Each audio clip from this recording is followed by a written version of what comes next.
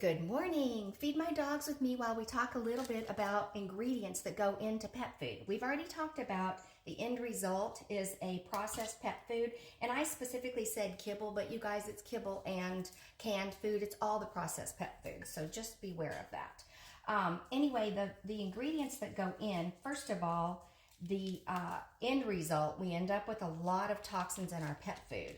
And there's reasons why, but it's important to know what toxins are in there. There's something called mycotoxins.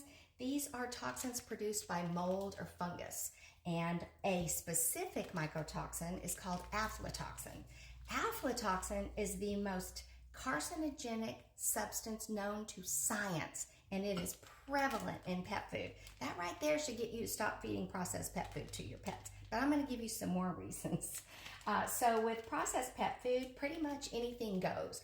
AAFCO doesn't limit the ingredients or put guidelines on the ingredients or handling. There's no handling guidelines specified by AAFCO. So what ends up happening is we end up with some really bad, dangerous stuff, ingredients in our pet's food. The ingredients that are allowed are what's called the 4Ds: dead, diseased, dying, and disabled. Well, you can break that down and think about all that stuff. Within that, there's an allowable level of barbiturates, antibiotics. These things don't process out through the cooking process. They remain. And this includes euthanized dogs and cats, euthanized zoo animals, the fluid used, or the medicine used to euthanize animals doesn't break down in the high heat cooking process of pet food, so that ends up in the food. You guys, it's a mess. And then rendering companies pick up roadkill. Those go straight into pet food.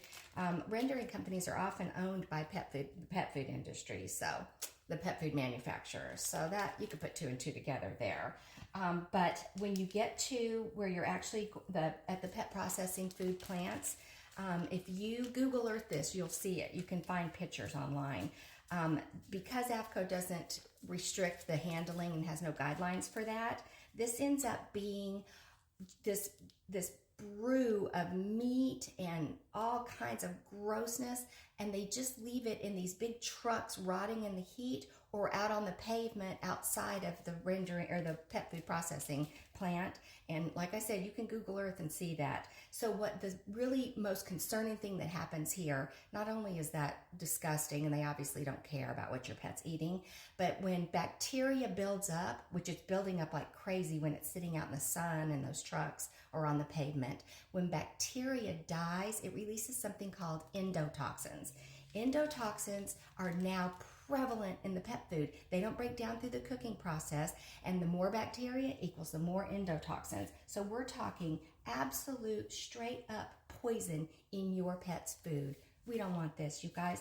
It's a industry that, as I've said, cares about money, not about you and not about your pet. So anyway, feel free to ask me questions. Give me a like and a follow because I've got a lot of information to share with you guys. Thanks.